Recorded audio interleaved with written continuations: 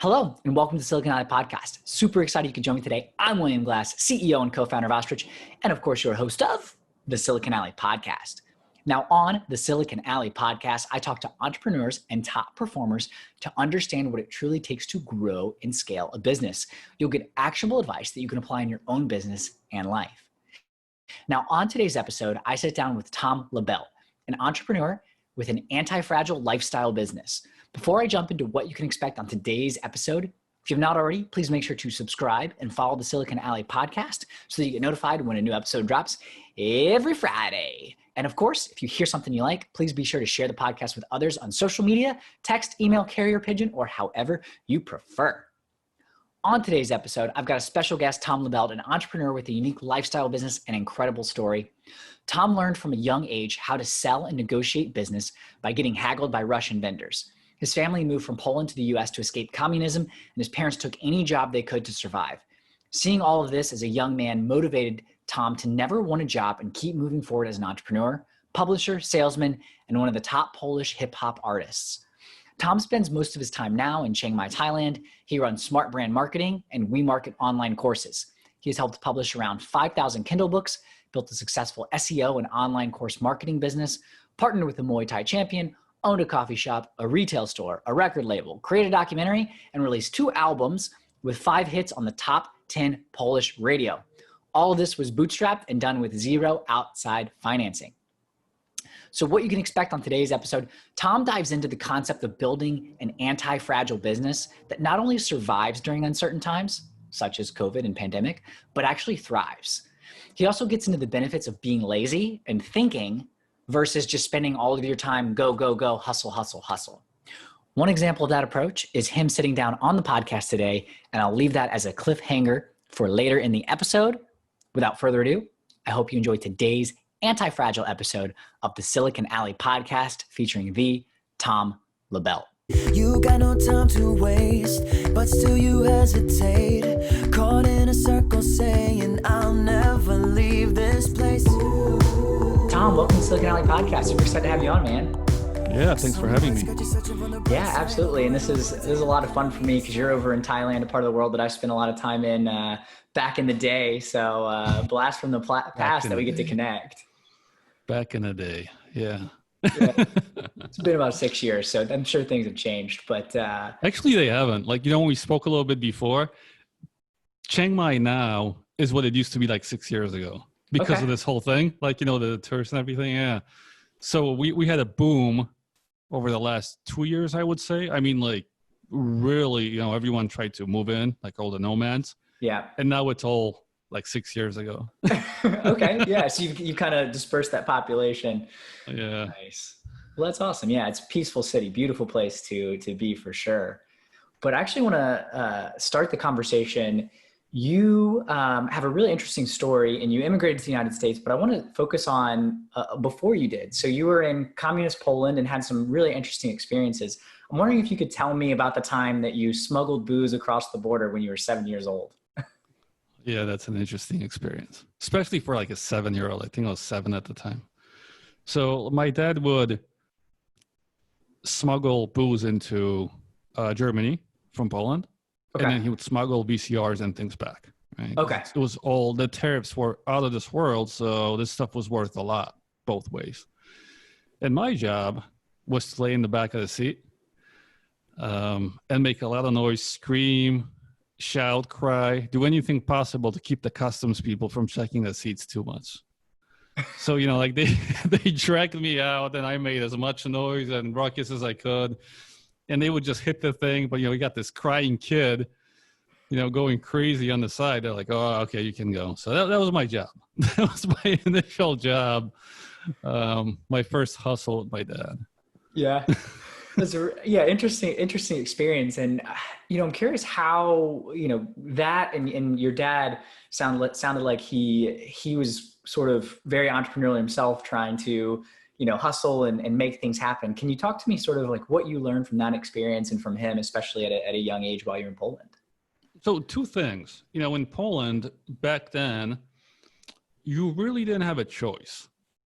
You could go the communist route, and that's when things happened, right? Because they were given to you, or independently, you had to always, do things kind of behind the scenes. Yeah. And my dad hated communism, part of why we moved to the States. So it was always behind the scenes type stuff. And this was really it. And I realized that, that's really the way in life. Like, you can wait for someone to hand things to you and be a part of their group, or take it. And I've decided to take it. Like, I'm not going to join anything just to get something back and do politicking or hope I'll win in some kind of a popularity contest, which it usually is. Like, if someone likes you enough, like, you get it. I'm like, no, I'm taking it. And then the second thing is, I realized that if you can buy something or make something for less and someone else is willing to pay more, that's the basis of business, right? It was just like the lesson that was ingrained in the beginning. It's like, it's not that complicated. Yeah. It sort of is, but it's not. Like, the main thing is, like, make sure you can sell it for more than what you got it for. Yeah. And as long as you keep doing that, and, my dad always told me, if you can just make more than you spend every month, you'll always be okay. Like, simple lessons like that, they kind of got me through, and then helped a lot. That was before. Then, when we moved to the States, I lost everything because we had to move. So how do you compete with someone that's got nothing to lose? I already lost it. So that's where the drive came from. I was like, I got nothing to lose. I already lost it all. I haven't seen my family for years. I lost all my belongings. I was like, I got nothing to lose right now at all. So, the drive was very, very strong.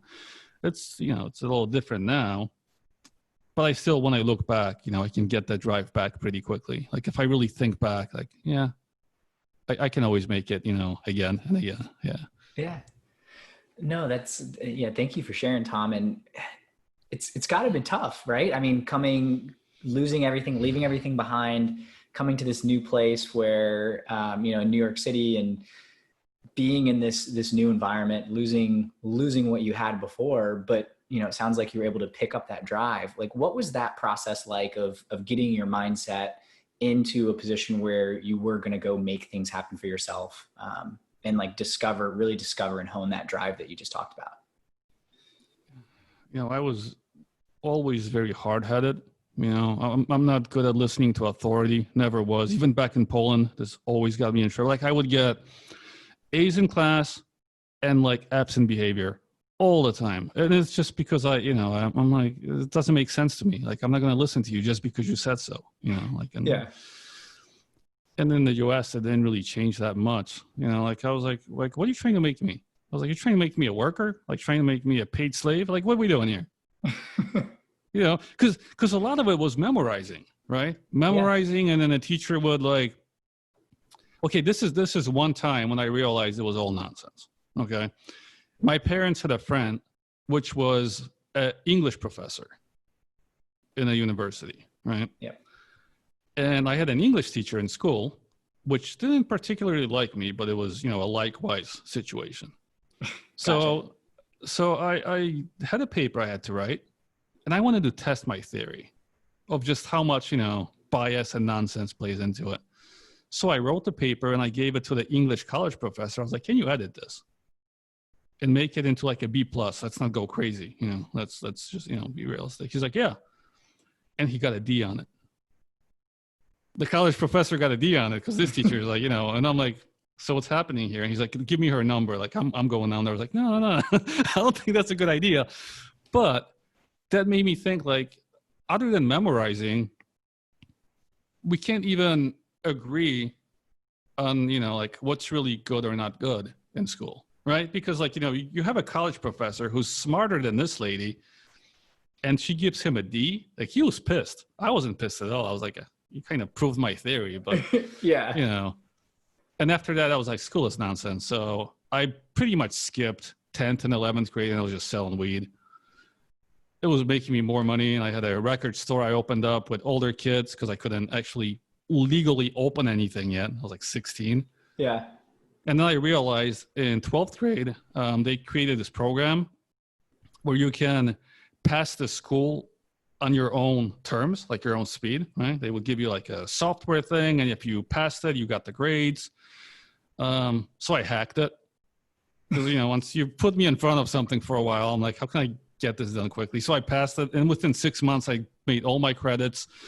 I think the only thing I had to do was gym classes. I had 3 gym classes in a day because I had to do 9th, 10th, and 11th, which was fine. Like, I had no problems with the sports. But the day when we had to run the mile 3 times in a row, yeah, that was not fun. I spoke with the teacher, and we were kind of okay. Like, he knew if he doesn't bother me too much, I'm not going to cause too many problems. I was like, dude, I want to run the mile twice, and you take the average and put it on the 3rd time, because this isn't happening. I wasn't a runner. But other than that, it was easy. And like, I had to like one essay at the end. So yeah, within 6 months, I passed my entire high school. Yeah. So that's interesting. Yeah. That whole, like, the arbitrariness, using the college professor to sort of test out a theory. And I can already see some of the things that you were doing, the entrepreneurial things, and figuring out how can I, do everything with as little friction as possible and find the opportunity in what's currently going on. It's sort of like, I think Jeff Bezos said, like, he would rather get a lazy person than because they'll find a shortcut. And for a while I was like, that's stupid. But then I realized, no, that's me. I was like, that really is me half the time. And I tell my clients a lot too. I'm like, I'm super lazy. Look, I'm going to try to get you from A to B as quickly as possible. And that kind of works both ways, because they're like, oh yeah, that's cool. But I'm like, it's not because of like that I want to. It's just, I just don't want to do a lot of this stuff. So we're going to take a lot of, the stuff that I know, and like, let's just make it quick, because I want my time back as soon as possible. It's a funny way of, but it worked out for me. It worked out for me quite well. And I do it in my business too, and it's fine. But I definitely do take a long view of things, right? Like, someone says like, oh, this is going to take a lot of work. I'm like, but what if it doesn't have to? Every single time, we're like, this will take a big team. What if I don't need a big team? Like, I always think, what's the least friction way? Like, I don't want to build a big team. I don't want, like, have a huge overhead. I don't want to take 3 months to learn something that I could hack in a week. Like, I don't want to. Yeah. And sometimes you do got to put the grind in. You know that yourself. You got to put the grind in. But often you don't. Yeah. That's interesting. I really like that approach. And I think asking that question is really important, because if you don't ever ask it, you're just going to assume that everything takes, way more money and a bigger team than you always have, right? How do you find the least resistance to do something? And do you actually need to do it the way that everyone else is doing? We have a technical advisor for the software company that we run. And that was one of the takeaways from one of the leaders that he worked under was, rather than asking the engineering team, what should we build today? It's how can we not build what we think we need to build? How can we not build it? Because then when you get to the stuff that you have to build, you have to do it, and you've gotten rid of all the other stuff that you don't. Yeah, it's like when I create a to-do list, and often I'm bored. So I'll create a to-do list, like a big thing, and then I'll look on it. I'll be like, let me sleep on this for a bit. Because what I usually find is that 80% of it just disappears, and I never have to touch it, because there's no real reason to, other than I thought I needed to. Like someone's like, you need to create this to get this, and then you need to create a big audience. Or that. I'm like, do I really? But do I? Like with my business, and in the beginning, people said you should create an audience first. Right? Like a lot of this, some people say build a product, an audience, whatever. I was like, but do I? The way I structured my business, I can talk to less than 20 people a year and still have a great income. Now, building a list makes sense, and I put systems in place. We can talk about that. Like, I'm all about systems. I don't mind that. But I don't feel like I need to hustle to do any of that. Like I can... this is what I found too. Most people will work for 39 hours after 1 hour of thinking. And I'll do the opposite. I'll sit and think for 39 hours and just get it all done in 1 hour and become set. Yeah. Do you have an example, Tom? Because I think this is a really interesting perspective that not everyone shares, because the kind of, stereotypical advice and mantra is, work harder, work 20 hours a day. And, if you do that long enough, you'll eventually get there and be successful. So Sure. talk to me about your approach, and, and if you've got any examples, that'd be awesome. Yeah. I'll give you one, which you're a part of right now. So initially, when we started the website, we heavily lean on SEO, heavily, right? But SEO is a lot of work. It's a lot of work, especially if you're doing guest posts, if you're doing outreach, if you're doing backlinking, like it's a lot of work. It's a lot of work.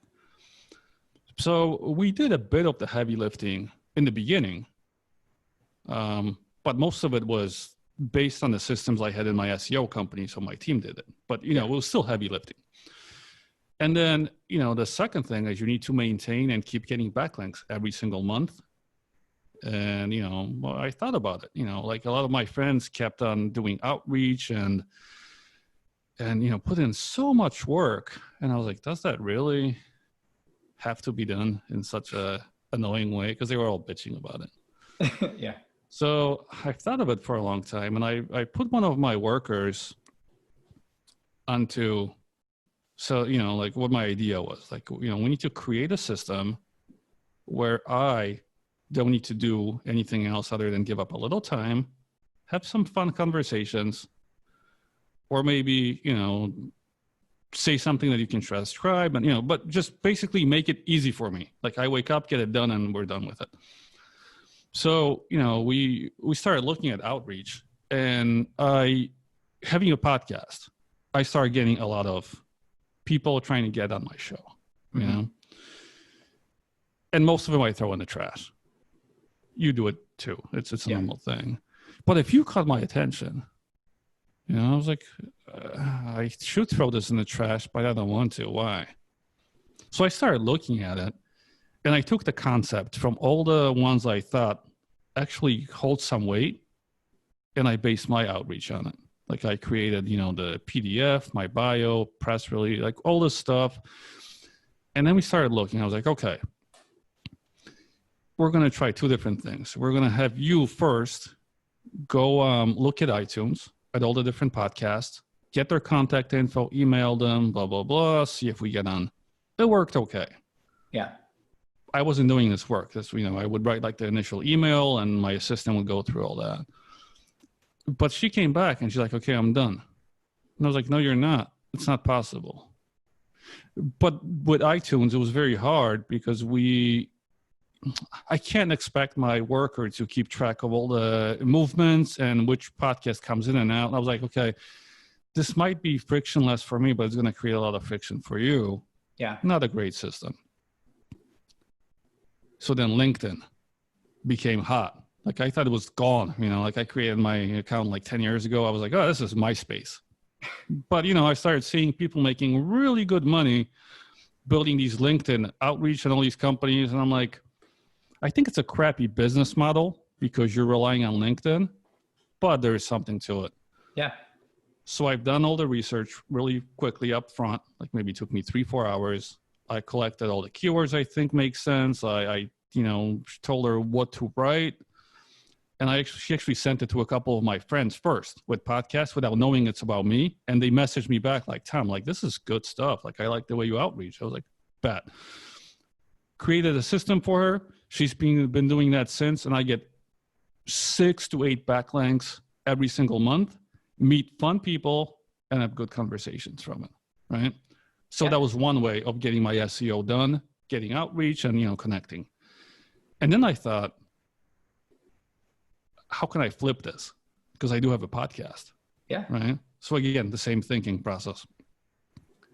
There are some backlinks and some places I know you want to be featured on, but it's impossible almost. Right. Yeah. So I was like, what if I get a CEO or the founder on my podcast? And then I ask him, hey, is it okay if I do some kind of a collaboration with your team, get on your, blog, blah, blah, blah, some maybe webinars. Look, man, you can message everybody in a company all you want, but all it takes is one CEO saying like, you need to talk with this guy, and you're in every single time, right? Oh yeah.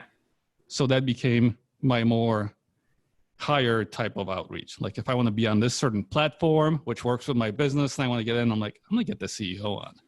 And it works every single time. So that's been my whole SEO strategy, and it's been going really well. But again, it took thinking, right? I didn't really act much, maybe a couple hours of work, but a lot of thought went into it. Like, how do I make this a win-win? Yeah. But I still get what I wanted from the beginning without actually doing all this work. And now, when I mention this to a couple of friends, like, wow, we're starting podcasts or we're getting on podcasts. I was like, if it fits your personality. Yeah. Because if a few of them, they really want to, but they're like, oh, I hate doing podcasts. Well, then it's not going to be a frictionless process. You need to do what, works for you. You need to figure out a different way. But with me, I've always been comfortable on the mic. I had a hip hop group back in the days, we were performing in front of thousands of people. I had no problems getting on the mic. And I was like, this is the best way. And I like sharing what I've learned because I get a lot of good feedback. Like I've been on so many podcasts and I get these messages like, dude, I've heard this concept. I loved it. Thank you. I'm like, it was worth it. I got a backlink. I'm friends with the host and I'm getting good feedback. How is that not great? Yeah. Right? But that was a part of this, think a long time before you hustle. Where if you look on LinkedIn, and this, you see a lot of hustling, horrible messages. There's no win-win, people not telling you what they want at all. You're like, what are you even doing? What are you doing? Posting on social media for hours, there's no outcomes for you from this. No one cares. Posting motivational stuff on Facebook, if you're selling content marketing, really? Like, is that a good use of your time? So I see this a lot, and I see it with my clients too, man. Like they hustle, they do nonsense, and I'm like, but why are you doing this? Yeah. Have you ever actually thought about why? Yeah. I mean, I think that's so key. Yeah. We just sort of blindly follow what's working. And usually you look at the top 0.1% of people that are already doing that really well. And of course they're going to tell you to do content. Like if you listen to Gary Vee, that's what it is, right? Like do 64 pieces of content on all the platforms in a day and, do that enough and you'll eventually be there. Sort of. Like the one thing I want to stress is make sure you pick your gurus wisely based on your age group. Gary Vee is great if you're 18 to 28. Great. That's when you should be hustling and trying to figure things out. It's awesome. People, will bet on you if you're a hustler. If you're 38 or 48, it's not that cute anymore. When you meet this like 48 hustler that doesn't really know his direction, he's like, oh, I'm just hustling. It's like, so what happened? Like what went wrong? Right? So this is when you have to kind of look like, like there's this age group, like you should switch your interests and, like. Yeah. So, how do you approach that with the client? Maybe they're like you said, you're working on their SEO strategy. You're trying to figure out, what's the right approach to have the best results in the shortest amount of time. Like, where do you start? The main thing that we look at, and our business mostly focuses on marketing online courses now.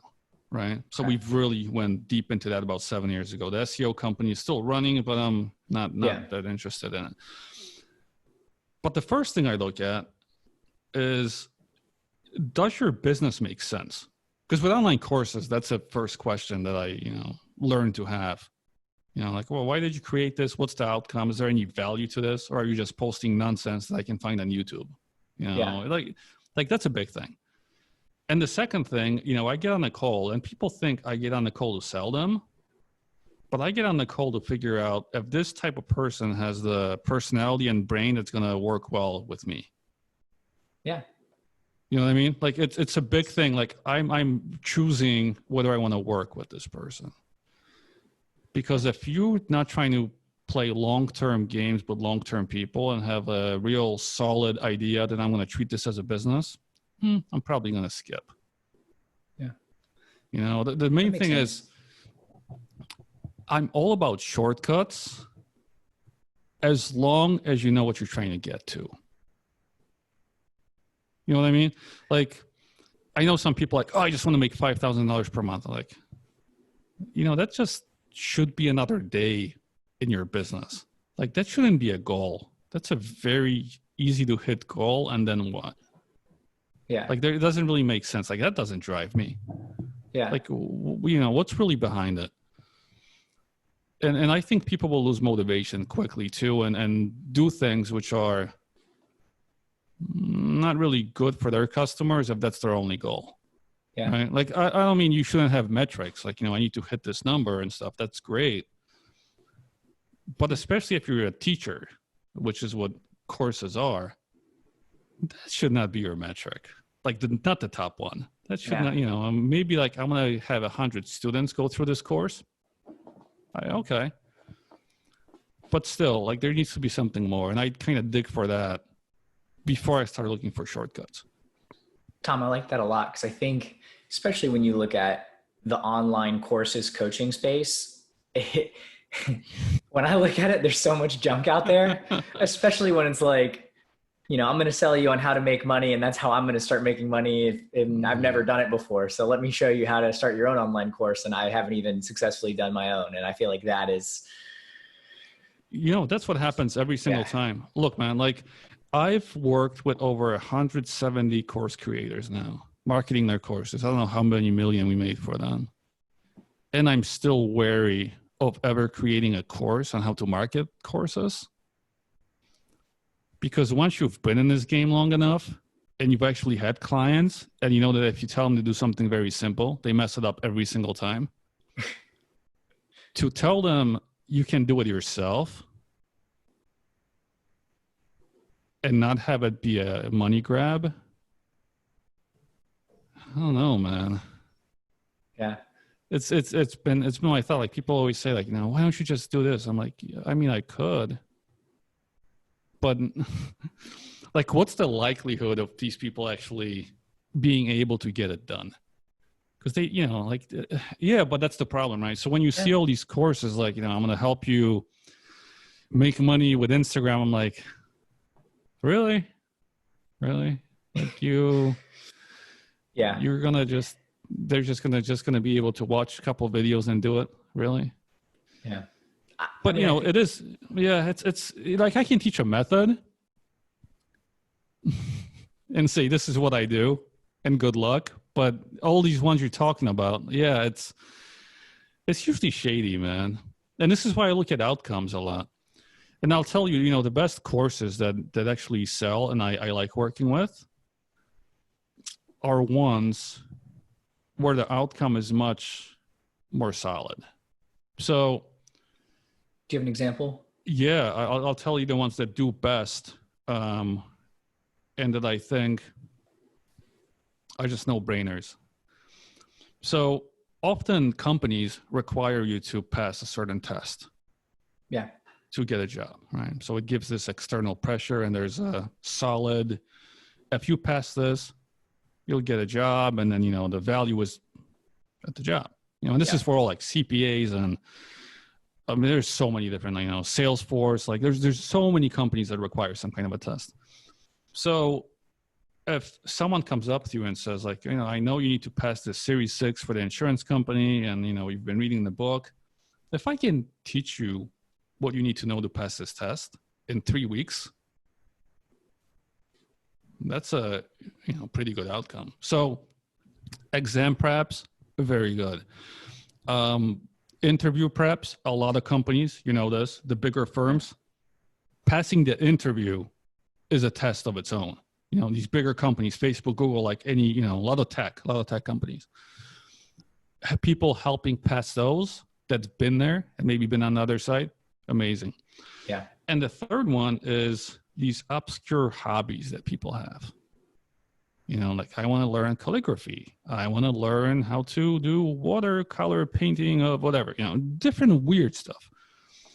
And for a lot of these people, if you look at America, you got the coast and you got the nowhere in the between, which is really the America. This nowhere is what America is. We think the coasts are what makes it up, but that's just outliers. So for a lot of the people in the middle, it's impossible to find a teacher in their town or area that they're at. Think about like a small town, 10,000 people, 50,000 people, tons of these towns, and someone wants to learn calligraphy. Just for example. Yeah. Yeah, it's probably not going to happen. There's no one not talented. Maybe there's someone that kind of knows it, but so these small groups, they will create an online community, and often they're hungry for someone to teach them, because they're on forums, they're trying to figure this out. So all these obscure hobbies, they work so well in online courses. Instead of trying to sell people on all this online business and stuff, especially if you haven't made it. I mean, look, if I've been in it for 20 years and I still have a hard time selling something like that because I'm wary of it, and you're 1 year in doing it, like, the barrier to entry, 1, is none because everyone's doing it. But 2, it's mostly nonsense. Yeah. Where you can find all these very niche hobbies and people are making a killing. They're making a killing. Yeah.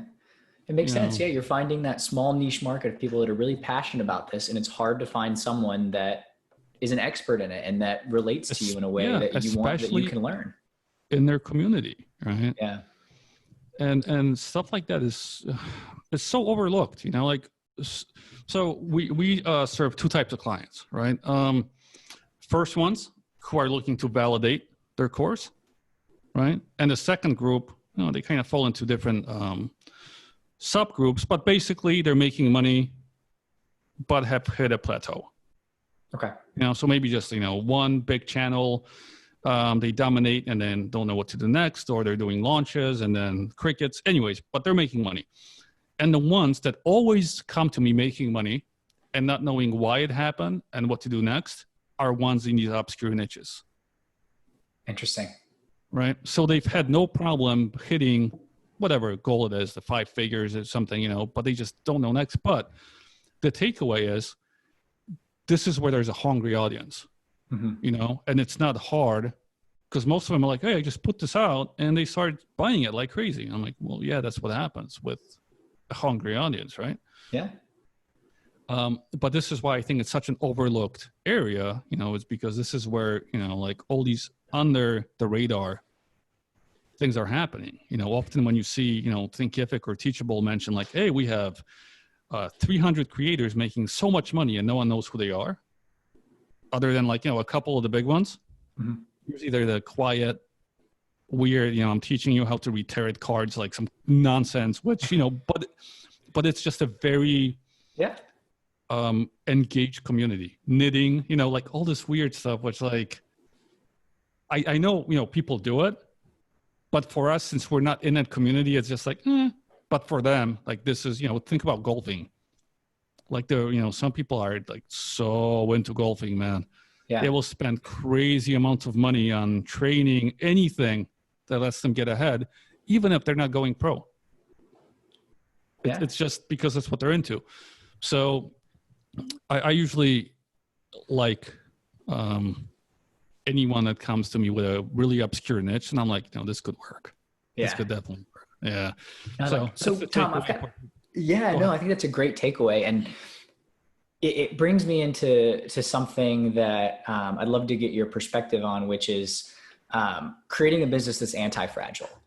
And I'd love if you're able to define what anti-fragile is for the audience that may not be familiar with that term and the concept, and talk to me a little bit about that.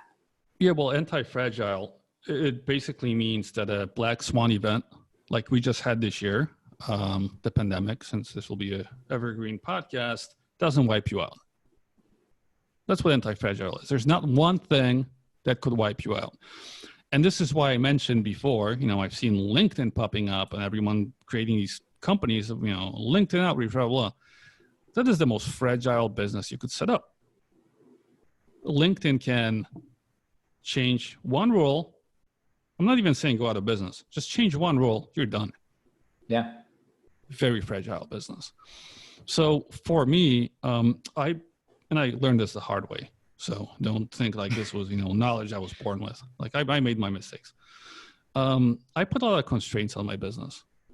I will not be serving one platform, right? So no one platform can have any say in my business, and this is why no matter how hot something is, TikTok, anything, if you come to me with that idea, I'm like, I'm good, because it's the first rule. The second one is I don't want to have a big team. Okay. Every time you have an extra person,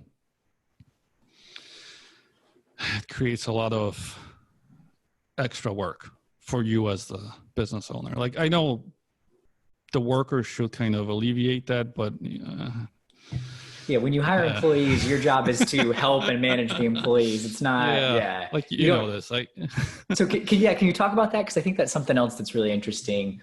Yeah. Like why smaller teams, and why is that so important? Man, like if you want to have a good life and not much stress, that's just the way you got to do it. Like my favorite book lately, and this is not for everyone, but I've shared it with a lot of friends, and they all loved it. And it's The Company of One. And it just gives this anti-growing big business idea, right? Like it shows examples of all these people with like 1 or 2 employees making really good money and having a good lifestyle. And the closer I can get to that, the better. Like I even tell my employees, they know I'm joking because I like them, but I'm like, if I could like just have AI or something take over, I would so quickly. You have no idea. But I mean, I love the guys. It's like, but if I could, I'm like, I would have no employees. They would just be frictionless. And the third, but this is important for me, I need to be able to run my business from anywhere in the world. And it's just more of me, like my personality. Like I don't like to be tied to a place. I don't like being told what to do, when to do it, where to do it. And the where is a big part of it too. So even though I have an office, like I have one now, I also have one in the States. I also have one in Europe. Because I just, like if it wasn't for the pandemic, like I don't know where I would be right now. I could be down south, just setting up another office really quick. So me being in one place just doesn't work. And that last one is optional. A lot of people are fine. Like, they like being where they're at. But I think not being controlled by a platform and that are key. And the third one, which I'd like to add, but this is more of the natural evolution of how business people are online. So maybe, just for listeners that don't know, like what usually happens, and some people get stuck in one mode. So if you see someone, it could be by choice or by just them not being good enough to get to the next one. But initially you learn something, you have some kind of an expertise, but I'm going to assume someone has that already, because that's a different thing. Yeah. So when you have expertise, the easiest way to make money online is to get clients. Easiest. And you want to get clients that pay a premium. Like you don't want low paying clients because then you're messing up your business model. So the easiest way to do is create value and have higher paying business clients. Easiest business. Easiest. Yeah. The second one is when you try to separate your time from your output. And this is when you start thinking of productized services or online courses, right? Because one is something you teach people and they can, there's no time. Productized services, this is the lower, money game. People just go on your website, they pick it, they put it in the cart, they go, you have a team fulfill it. This is like a system. That's the second path. The third one is when you build software. And usually with an exit in mind. Usually for most people, so sometimes it's not like for Facebook stuff, but mostly when you've gone through the services, and then the productized kind of stage, that's the third step. Yeah. And then when people do that, they get bored and go back into coaching services. They get tired of that again and again. That's usually the path that people move on to. Some become investors. But that's a kind of a different type of, feeling when the way you deal with businesses. But for people who are just business oriented, that's usually the stages, right? So being anti-fragile in some way, And I've spoke with a couple of friends about this, and I don't do all of them. But a suggestion is, take up 25% of your time to build some kind of an app, 25% of your time to build productized services or something, and then 50% or maybe a little less for services. So even with your offerings, you're anti-fragile. So here's a problem with online courses, for example. For a lot of people, it can be done correctly, but for a lot of people, it's a boom and bust, right? Yeah. So you have periods in the year where you're making a lot of money, periods in the year when you're not. Yeah. Like, February, for example, is the worst month for everybody. So you're always going to have a dip, and then other months work better. But by having these other streams of income, you don't feel it. With agencies, for example, feast and famine. You see that, you're making a lot of money and then no clients and you have no money. If you have these other things in place, you don't really care. Like I've set up enough where I don't need the clients, but I like working with some clients. But it's a much better dynamic for both of us because I'm doing it now because I want to, like selfishly, I just want to get better at marketing. That's really what it's all about. Like when they say a doctor is always practicing, right? Because they're always, like you're paying them to do stuff, but they're practicing. Well, that's kind of what marketers do too. And some of us just like getting better. So we get paid to practice just like a doctor. Yeah. But it's a very different dynamic than if I need your money. And this is what happens for a lot of agencies, like they'll take on someone that maybe they cannot help or don't think is a good fit, but they need that money. Don't ever be in that position. It sucks. It really sucks. You always get the worst clients. Yeah. Yeah. No one's happy. No one's happy in that situation. Yeah, no one's happy. So, and then when you have an app that you're building and you have no other income, well, then you're probably dealing with investors or you're using your savings. Also, both not the best options for happy and, calm life. So I feel like, mixing that up a bit too, it helps because think about this. If you are doing well with services, but you don't need to do them, fine. You take a client or two per month, you build up your productized service or a course. What's that do? Well, it's making you a little bit of money, but it's building you an audience of people in that niche. It also becomes much easier to put an app out because a lot of these people work with you. You already have them on the list and you still have money coming in. So even if for a year it's not making a lot, so what? So what? Even for 2 years, like you're fine. Yeah. So that's kind of my idea of the anti-fragile, from different points, but you kind of want to look at all the options. Yeah. And not like, with your services, like, oh, you need a cheap service and a medium service and expensive. I'm like, nah, I just sell expensive services. All the cheap stuff could be productized. Yeah. Because if I have to fulfill it, I don't want to do it. Not for less. Like, why would I? So I don't agree with like the tiers, like, oh, you should have something for everyone. Yeah, sort of, but it should be a different business model maybe. Yeah. Right. No, that's interesting. I like that approach in framing anti-fragile in your business and your different revenue streams versus, I don't know, creating, like you said, just different pricing tiers, which isn't really diversifying because if you were in, if you're a restaurant and you had cheap options for lunch and whatever, it doesn't matter. It doesn't matter right now. Yeah, it doesn't. And I've spoken with a couple people like that recently. And, once I told them, I was like, look, all these other restaurants that were your competition, maybe they're not. Maybe they're your students. Like, what's the one thing that you can teach them? Yeah. So maybe, so quite a few started going into that direction. Like, yeah, you're right. Like, there's one thing they all wanted to know from me, but I never told them. I was like, there you go. That could be it. And you can charge a premium for that.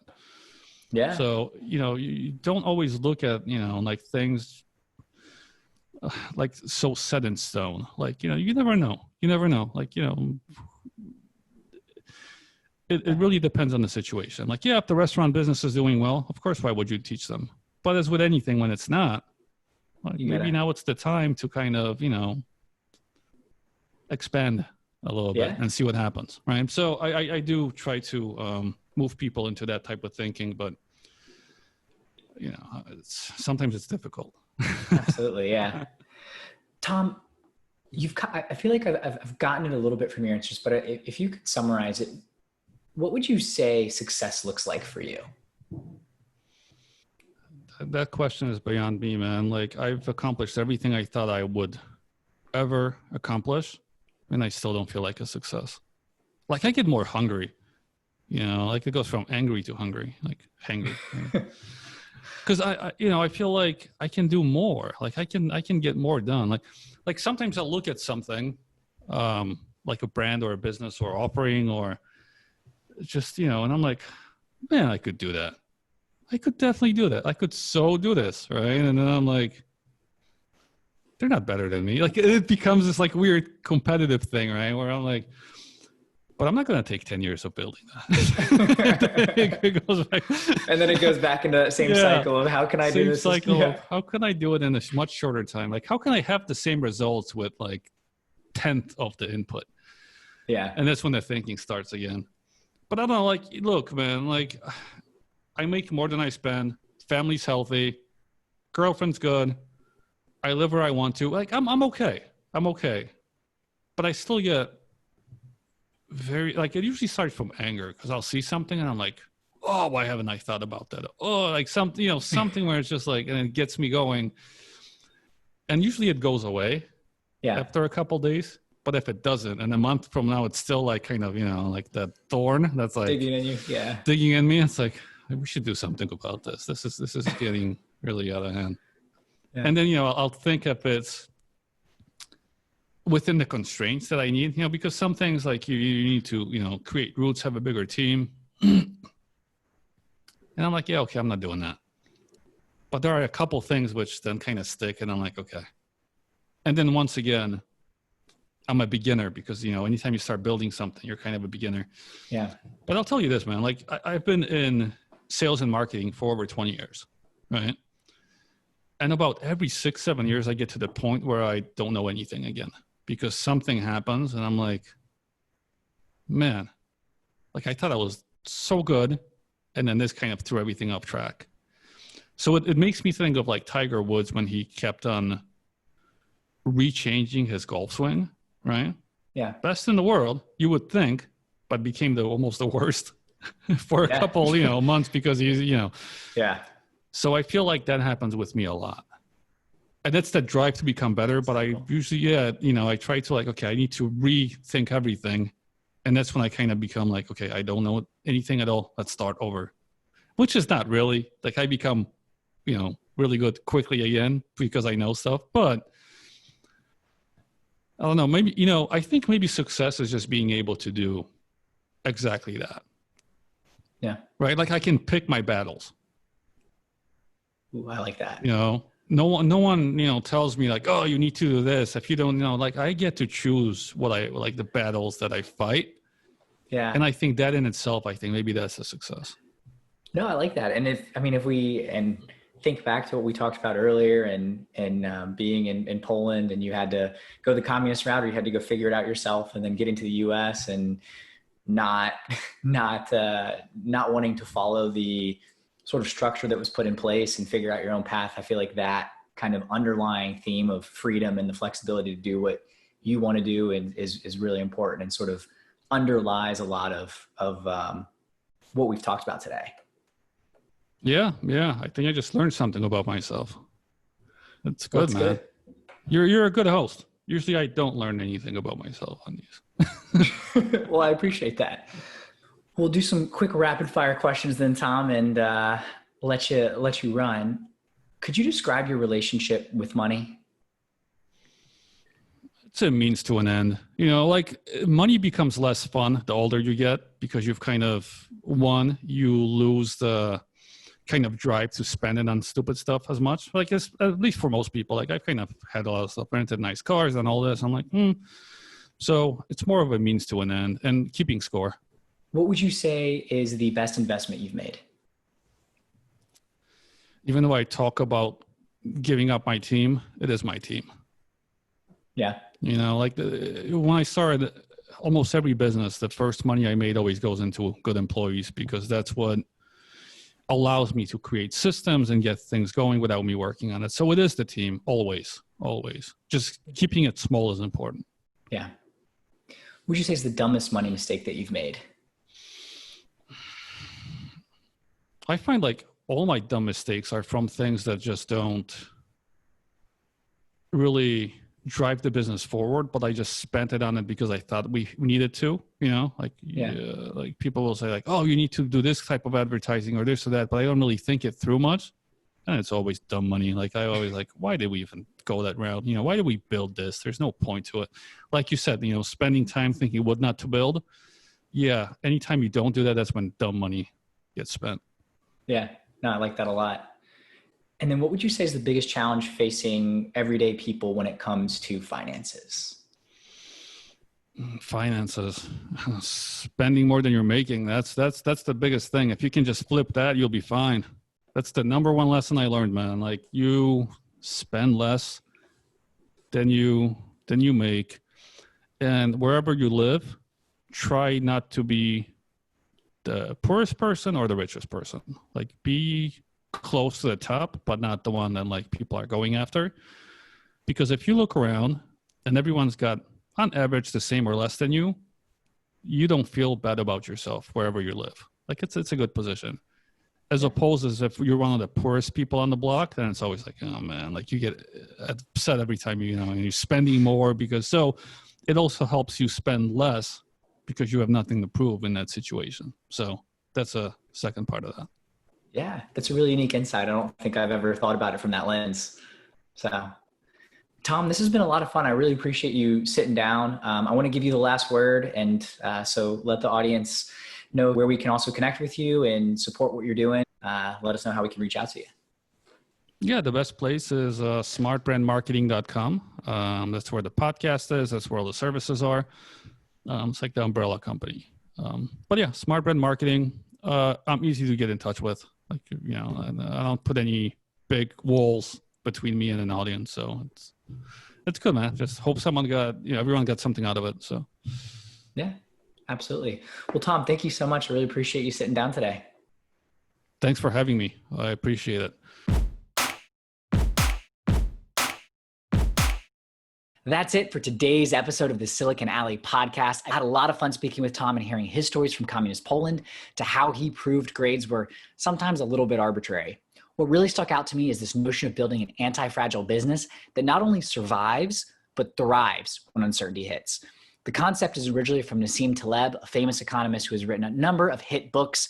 I recommend you read it if you have not and you have more interest in understanding anti-fragility. It's called Antifragile.